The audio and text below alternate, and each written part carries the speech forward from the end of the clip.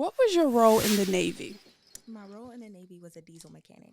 I also played multiple roles. I did autopsies. I did a little bit of everything. So I was a jack of all trades, even in the service. But I started as a diesel mechanic, ended in a hospital, Naval Medical Center, Portsmouth. And that was a little bit weird. And I got my phlebotomy certification as well while I was there. So I don't know how I got there, but that's where I ended. What made you want to enlist in the Navy? Just looking for, like, I guess, a different meaning of life. Originally it was my older sister. She had joined the service. My grandfather had joined the service, and my great-grandfather has also joined the service. They were both Navy. My great-grandfather was in the Navy and the Marines. Oh, okay. So I was like, okay, like, let me do something with my little life, And they were like, oh, free school. And I was really, like, hit first. I was like, okay, free schools. Y'all sold me. Oh, okay, you're like free school. I got that. Can you explain, like, what your role? You said a diesel mechanic. What exactly is that for people that don't know?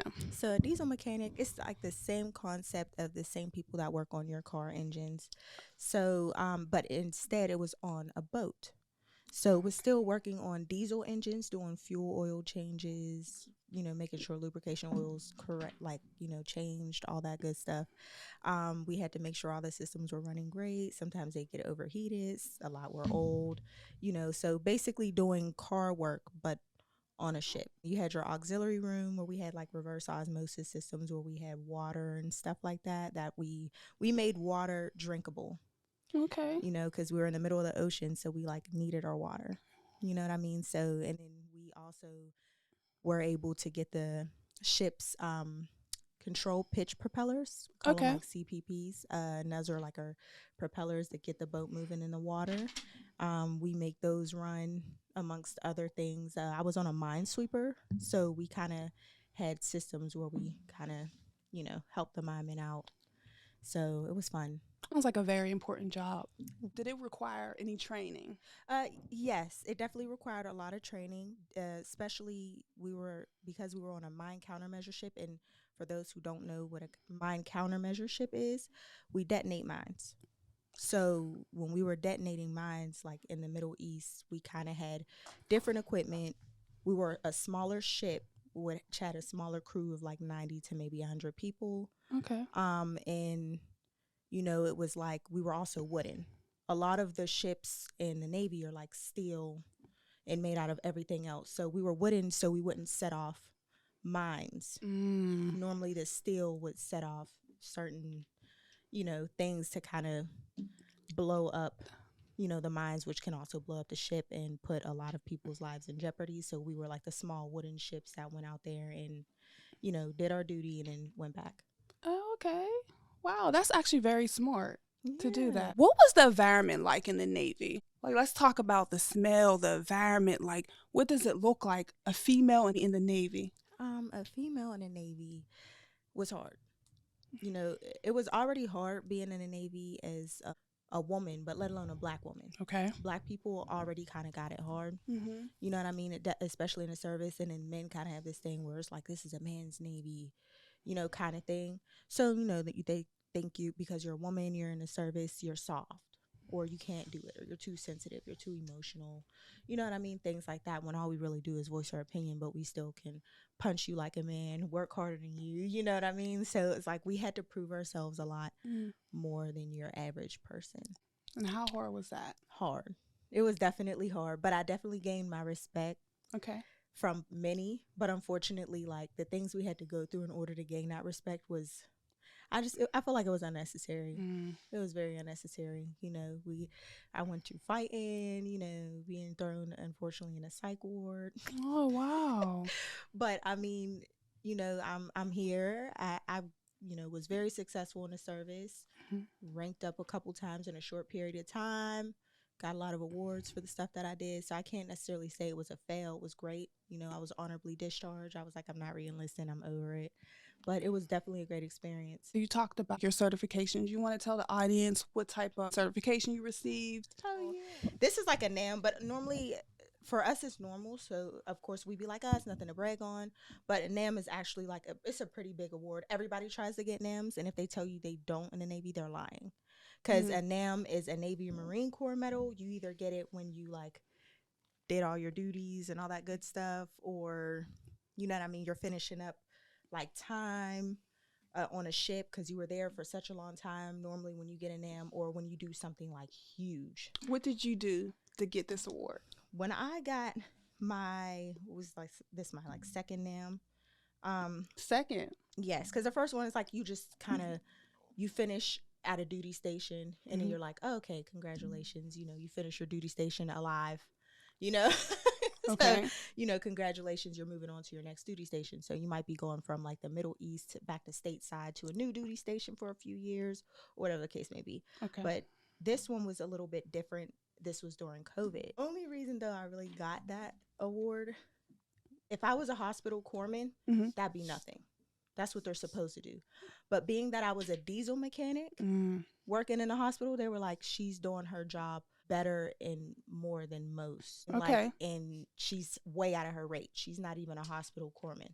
That's really why I got the award in the first place. Okay. So you went above and beyond. Basically. How did you handle difficult situations far as ops and weather? Because I'm pretty sure weather is very important in the Navy. So how did you handle difficult situations like that? We had a storm one night. I was super sick. Oh. Everybody was super sick. Like, even people who's been in for 20 and 30 years was like, oh, y'all be all right. You know, we're not going to be sick. They were sick, talking all this stuff, throwing up bags in corners. We're flying all over the place because it was just a bad storm. And we're like this little toy boat just being flung around, and there's really nothing we can do. Stable, we got like cords. I forget what they call them, but hook them on there, make everything tight, make sure like things in the kitchen and everything are secure, because pots and pans can go flying everywhere. It's kind of crazy. Wow. So I'm sure that taught you a lot of survival techniques. It did. We got beat up, and it was pretty much by the ship, like, and we fell on each other. Other people fell on us. You know, it was fun. You're there in the Navy, right?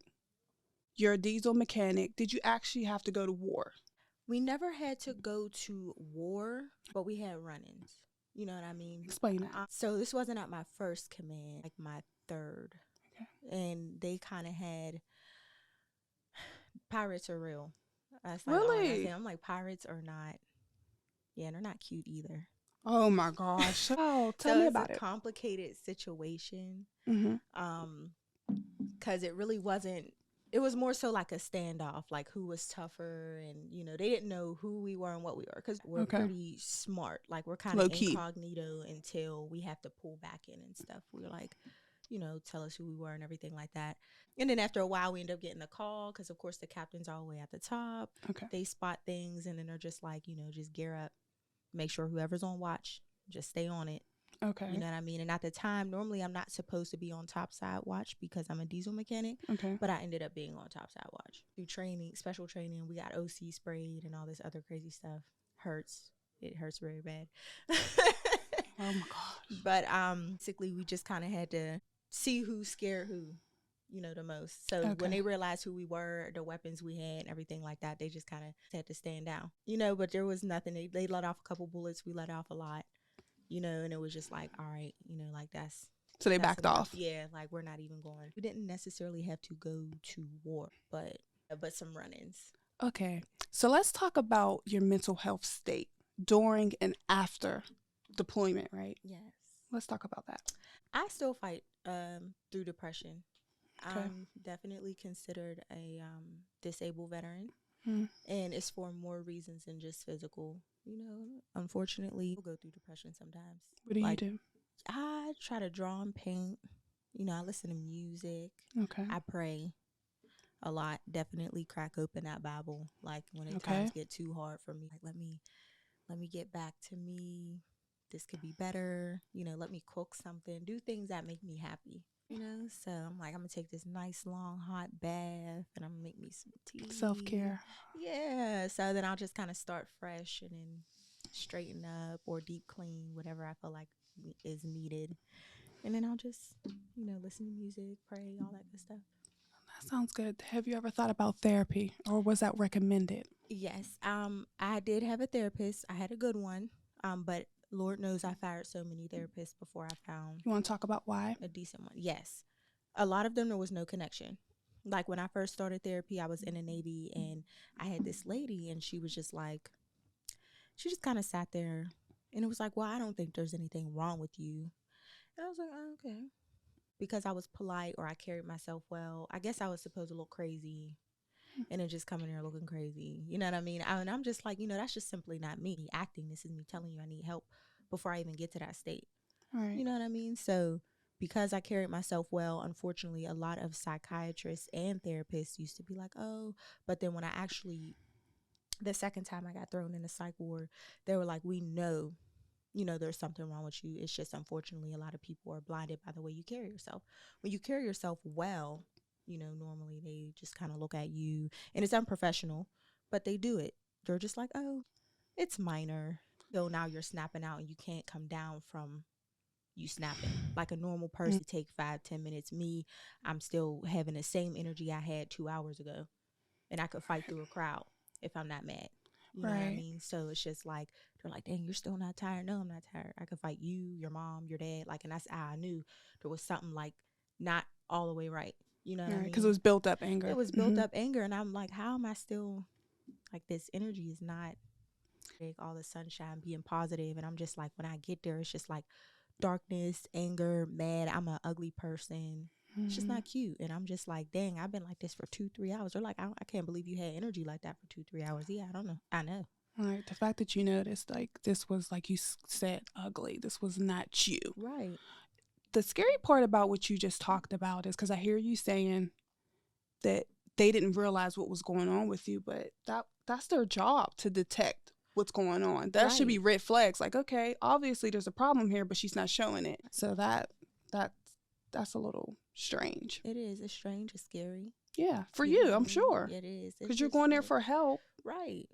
And not getting help that you need. Exactly. I was on medication for a while, too. There's nothing wrong. I don't feel like there's anything wrong with people taking on medication. If you feel like it has to be at that route, you got to get there. And now I wean myself off of medication. You know what I mean? I went a more natural route and just chilling and relaxing now. But I was on medication. I was like maybe 3 years. Wow. That's sad. I feel like they just, well, not everybody, but a lot of psychiatrists just feed you medicine. Yeah. And I wasn't trying to go that route yet. I was like, no, I don't think I'm ready. They're like, okay. They gave me time, but then they were like, no, I think you need it. Right. And, I tried it out, and it was good for me. But then I started realizing that I was becoming really, really dependent on it. And I was like, let me find ways to, like, ease myself off. Right. And I communicated, though, too, with my doctor. Like, hey, this is what I'm doing. I really want to find ways to ease off. I didn't want to just do it myself, because you have to talk to a professional when you do things like that, because sometimes it can make you go even more crazy. I love that you're like self-reflecting and like, this is what happened, this is what I need to do, and let's get the result here. I love that. And not to say all psychiatrists want to prescribe you medication, because they don't. I actually know a lot of good psychiatrists, but some of them, they do. What are some common misconceptions about women in the Navy? They're ugly. And obviously that's not true, because you're so pretty. Thank you. You got me all blushing. But yeah, they're manly, they're ugly, they're rough. You know what I mean? Like, or, it, and also it depends on the job too, because if you have a nice little job, it's like, oh, you're sweet, you're soft. Like you got a little cute, cushy job. And I'm just chill. You know what I mean? Because I know I had a horrible job. Like it was mainly all men I was working with. You know what I mean? Like, nah, that ain't true. You know what I'm saying? Like, we're pretty lit. Even the cute girlies that were yeomen and did paperwork, they had tough jobs too. They were with captains, like the big wigs, a lot. You know what I mean? And their job, they got to look cute all the time. I was always dirty. So I was like, oh, I'm hating on y'all so bad. I just want to be cute, Like, clean up a little bit. Yes. And that's when I would show out. When I was like outside of work, and everybody would be like, dang, I didn't know you could look this good. I'm like, yeah, like, I mean, you look cute at work, but you look even better not sweating and, having dirt and grit all under your nails and having your hair done. I'm like, well, thank you. Right, you're like, I clean up nice. Just give me a chance. Right. So did the men protect you? Because you said you work with a lot of men. They did not protect me. I mean, I had a couple that I can really say were family. Okay. Like Knowles. That was my dog. He was from Detroit. Okay. Shout out to Knowles in Detroit. Shout out to Knowles in Detroit. That was my dog. And he used to have Inner City Chef on his schmuck, because he was going to put some ratchet stuff on his schmuck, because he's a culinary specialist. And basically our CS1 was like, no, Knowles. And shout out to CS1. and Y and C. Okay. That she's a yeoman. She's a chief. She was like a shipboard mom. Okay. Jenny, that was like my best friend, and that was Lamb. She's petty officer now, so petty officer Lamb, petty officer Knowles, and petty officer Fernandez. Fernandez was like our Filipino brother too. He was from the Philippines. Super cool, super sweet. Those are like my two brothers, and Jenny was my best friend. We actually had matching tattoos. I got like an alien behind my ear. She got a ship behind hers, and we got that when we were stationed out in the Middle East as well. Oh, okay, you're going to have to show me that. Yes, that was my shipboard family. I loved them very much. Like, my two brothers and my sister were great. My shipboard mom and father were great. You kind of had to create your own family. We were 9 hours ahead. It was hard to keep up with your family here. They were missing you. Time difference was crazy. Yeah. But no, I was beefing. Like, men were like hazing, bullying. Yeah. Yeah, and they couldn't stand you if you had the job they wanted. No. And then they get angry, and then they would take it all out on you because they felt like you were weak. And then when you start cussing them out and swinging on them, now you're crazy. It's like, okay, I'm just not taking the disrespect, but now I'm crazy now. Right. So, yeah, it got bad. Were you afraid to report these incidents? Absolutely. What would be the repercussions of that? Sometimes bullying, hazing, shunning you. Acting like you don't exist in the department, and that's your department. You have to work with them. You got to see them every day.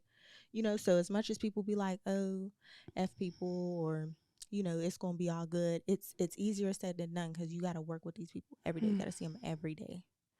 So, yeah, I mean, it was still F them. Normally, strong people normally tend to walk alone. Because a lot of people don't accept you, and I'm not about to be no people pleaser either. Okay. So it was like, it is what it is, and if y'all want to fight, we could do that too. And I hate to sound like that because I didn't want to be like that. You had to be tough. But I'm just like, and I would come off, people be like, I thought you were a B. I seen you, and then you were like, and I was like, yeah. You had to stand up for yourself. I had to look mean. Like, I had to look mean. I low-key had to be mean. And then when I was out of work, I was like this big ray of sunshine. Everybody was like, oh my God, I thought you were like this horrible person. I love you. Let's get into your projects. Not only were you a Navy veteran, but you're also a writer and an illustrator of this book. Yes. Let's talk about that. Yes, The Divine. I love that book. It is so cute. Okay, tell us about the book. When I came home, a little bit after I came home, I have two friends called the Buskey family. And they're together now. They're married, two women, and they just had their first baby. And I have an Aunt Money and I have an Aunt Megan. Okay. And they're married. And, I realized that I had a lot of women in my life that had two women households, considered bisexual. Okay. So, and I like men and women. So my mom be like, I never know what you're going to come home with, but, I accept you. I love who loves me. So when I realized that I seen so many households, with two women and two mom households, I was like, I got to make this book. It's cute. And honestly, it's the reality of it. Mm-hmm. I got a lot of heat too. Like, people were like, oh, you're pushing gay stuff on kids. I said, never that. This is getting children who are raised in regular households, single parent households, heterosexual households, right? Bisexual households, whatever. It lets them know, like, hey, every household is not going to be the same as your own.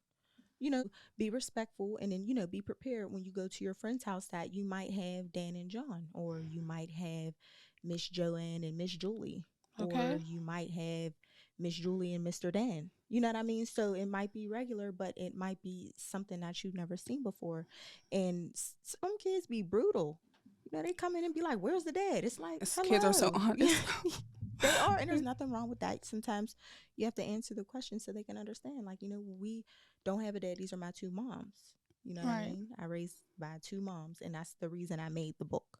The Divine. It sounds like you're bringing awareness to same-sex relationships, which I feel like is needed. Like Absolutely. You said, to show awareness for kids so they can understand before they go to someone's house and things like that. So that's very important. How can people purchase your book? Can purchase the book on I think it's Books A Million, Barnes and Noble, Amazon, Walmart. There are so many other platforms that this book is available on. I cannot keep up, but I had went through We Publishing, which is a Black-owned publishing company owned by Mrs. Erica Pullen. Okay. And her husband. They're doing an amazing job. I call her like my second mom. She's located out in Maryland. Okay. And if it wasn't for her helping me get this book out and taking my illustrations and putting everything together for me, we would have never got here. Wow. Yes. Great. So they definitely helped out a lot. Based on your book's introduction, you were an active member of the Pittsburgh Girls Study. Can you tell me what that exactly that is? Yes. The Pittsburgh Girls Study, to me, it wasn't nothing huge, but my mom got me in that. I was like a baby. Okay. You know what I mean? And she was just like, you basically participate in the studies of girls in Pittsburgh, and they come in, ask you sometimes some super uncomfortable questions. Really?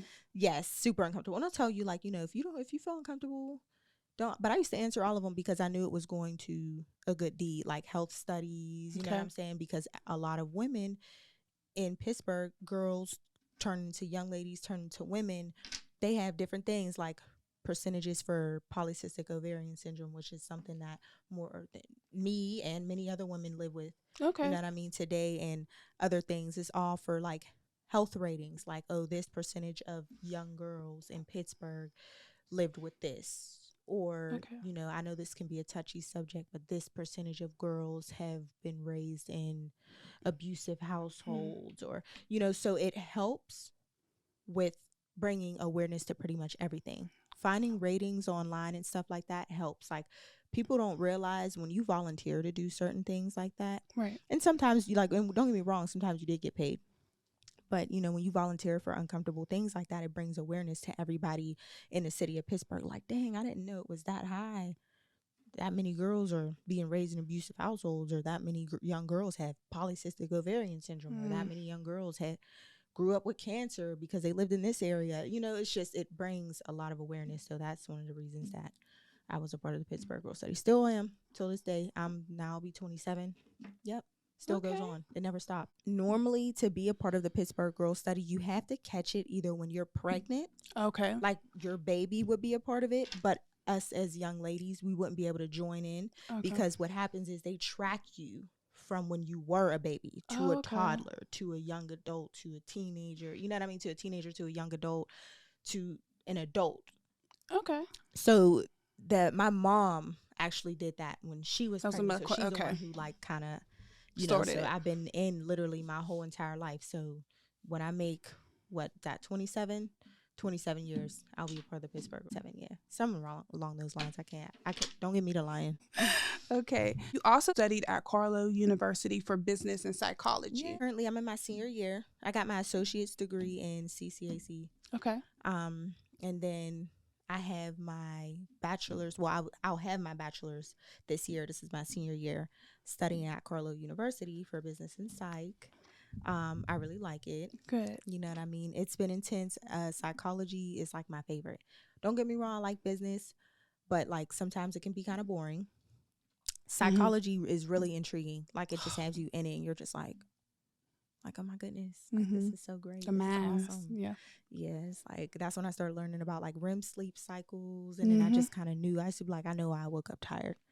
I mean, I was laying down for 8 hours, but I wasn't sleep for 8 hours. You know what I mean? Like, so there's a lot of things that I learned. And even with children, because it goes to like childhood psychology and stuff like that, which is fun to know, like how babies develop. You know what I mean? It's fun and really gets you into it. You be like, dang, this is like, you wouldn't even have to study if you're that intrigued by something. Sounds like you're very intrigued. Right. Right. So do you have plans on being a psychiatrist or psychologist?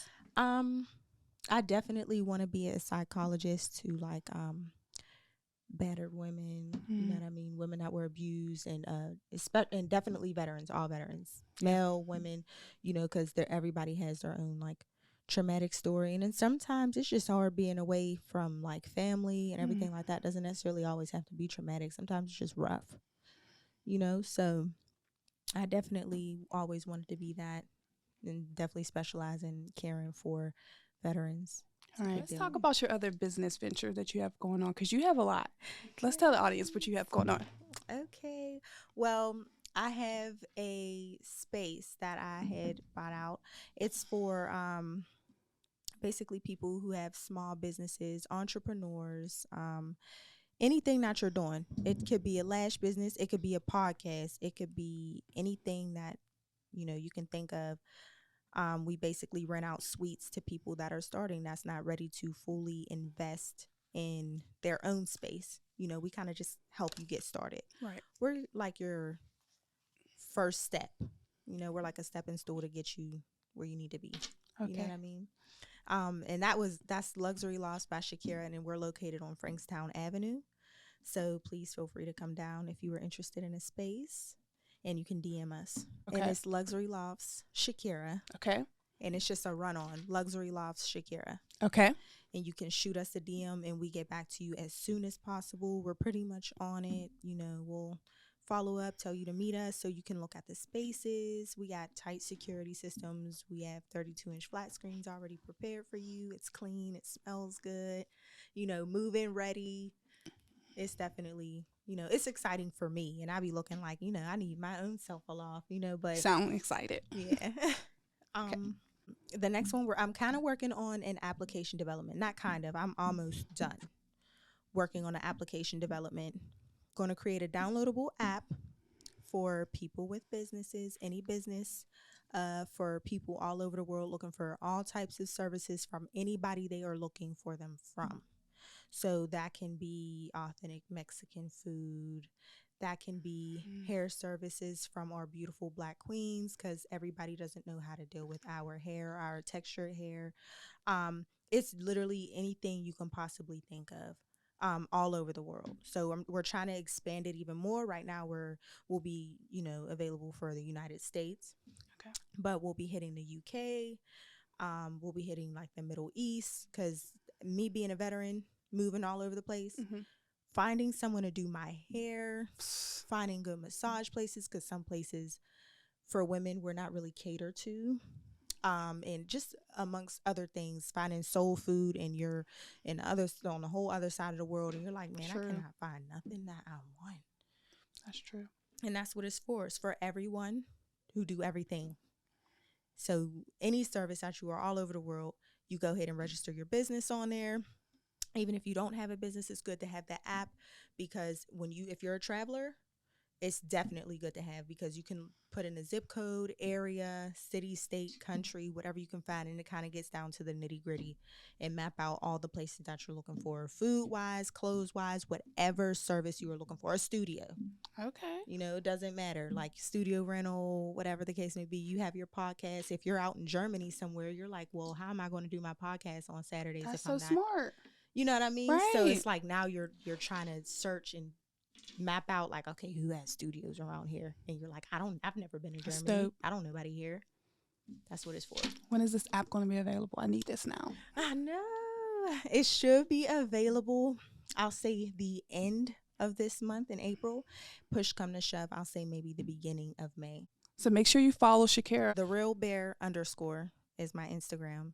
Just follow, put your notifications on, and then I'll keep you guys updated. A lot of people don't know about this yet. I didn't even mention it. So I'm super excited. You heard that exclusively on The Naked Truth. Just really appreciate you for having me. I appreciate really you do. for coming on and being open about your journey through the Navy and all your business ventures. I really appreciate that. Thank you so much. I appreciate you. Thank you. All right. See you next time, guys.